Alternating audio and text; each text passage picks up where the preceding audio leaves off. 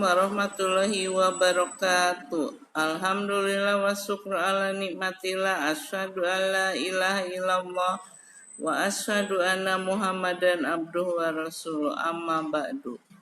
Alhamdulillah, pada kesempatan kali ini Ibu akan membahas mengenai berteman menurut ajaran Islam sebagai makhluk sosial.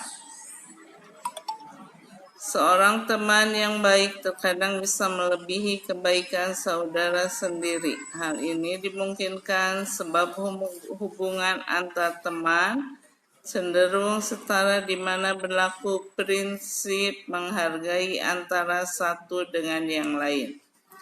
Anjuran untuk saling menghargai seperti itu sangat jelas sebagaimana dikemukakan oleh Imam Al-Ghazali dalam risalahnya berjudul Al-Adab Fiddin dalam Majmu'ah Rasail Al-Imam Al-Ghazali, yang artinya ada berteman yakni menunjukkan rasa gembira ketika bertemu, mendahului beruluk salam, bersikap ramah dan lapang dada ketika duduk bersama, turut melepas saat teman berdiri, memperhatikan saat teman berbicara dan tidak mendebat ketika sedang berbicara, menceritakan hal-hal yang baik, tidak memotong pembicaraan, dan memanggil dengan nama yang disenangi. Dari kutipan di atas dapat diuraikan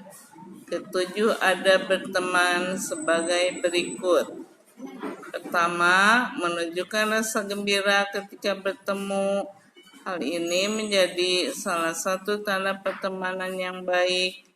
Orang-orang yang bermusuhan cenderung saling membenci ketika bertemu, sehingga lebih sering menghindar dari pertemuan.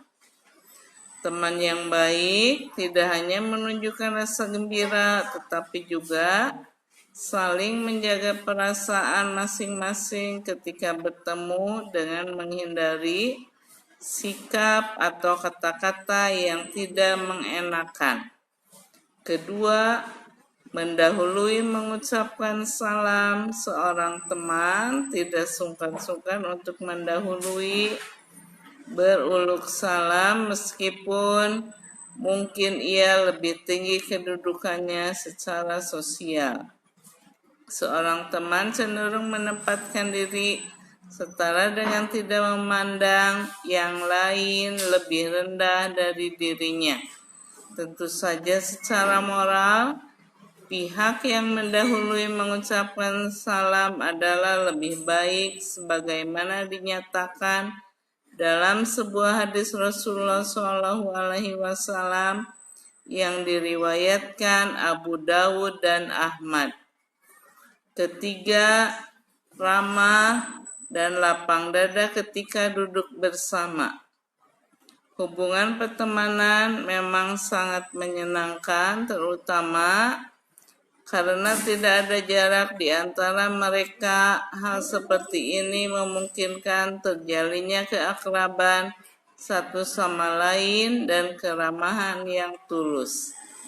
Jika terjadi hal-hal yang hilaf, seorang teman akan cenderung mudah memaafkan karena umumnya tidak menginginkan pertemanannya menjadi renggang. Keempat, ikut melepas saat teman berdiri. Saat sikap ini menunjukkan penghargaan atau penghormatan terhadap teman. Dalam konteks pertemanan, seseorang tidak lazim diperlakukan seperti bawahan, sebagaimana dalam sebuah ukuran tertentu, misalnya pabrik. Artinya, hubungan pertemanan tidak bisa disamakan dengan hubungan kerja antara atasan dan bawahan. Seorang teman memperlakukan temannya sebagaimana ia ingin diperlakukan sama dengan teman tersebut, dan inilah hakikat pertemanan, yakni kesetaraan. Kelima, memperhatikan saat teman berbicara, tidak mendebat di saat menunjukkan penghargaan atau penghormatan terhadap teman sebagai wujud dari kesetaraan. Dalam pertemanan, kedua belah pihak tidak ingin saling menyakiti. Hal-hal yang bisa merusak pertemanan akan dihindari sebanyak mungkin. Teman yang baik bisa melebihi kebaikan saudara sendiri. Hal ini sering terjadi dalam masyarakat. Keenam, menceritakan hal-hal yang baik sebagaimana diuraikan dalam poin kelima bahwa dalam pertemanan kedua belah pihak tidak ingin saling menyakiti. Salah satu caranya adalah menceritakan hal-hal yang baik dan bukan menceritakan hal-hal yang bisa menimbulkan rasa malu, tersakiti, ataupun menyinggung perasaannya.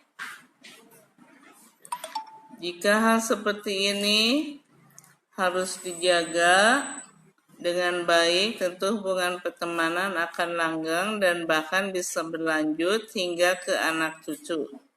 Ketujuh, tidak memotong pembicaraannya dan memanggil dengan nama yang disenangi. Memotong pembicaraan seorang teman tanpa alasan yang kuat bisa berarti tidak menghormatinya. Hal seperti ini sebaiknya dihindari untuk menjaga hubungan baik antar teman. Demikian pula memanggil teman sebaiknya dengan panggilan yang ia senangi. Seseorang mungkin biasa dipanggil sesuai dengan pekerjaannya, tetapi apabila panggilan seperti ini sebetulnya tidak disenangi, maka sebaiknya dihindari. Demikian ketujuh adab seorang teman sebagaimana nasihat Imam Al-Ghazali.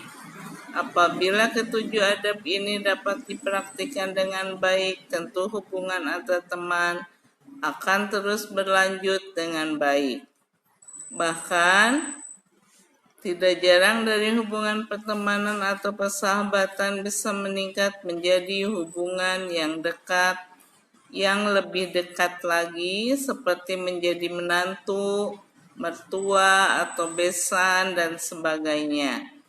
Sebagaimana Rasulullah akhirnya menjadi menantu bagi sahabat Abu Bakar As-Siddiq dan Umar bin Khattab. Dan beliau juga menjadi mertua bagi sahabat Utsman bin Affan. Ali bin Abi Thalib juga menjadi menantu Rasulullah Shallallahu Alaihi Wasallam. Di samping sebagai saudara sepupu, sekian yang ibu bisa sampaikan. Mohon maaf atas segala kekurangan. Mudah-mudahan ada guna dan manfaatnya. Wabillahi taufiq wal hidayah. Wassalamualaikum warahmatullahi wabarakatuh.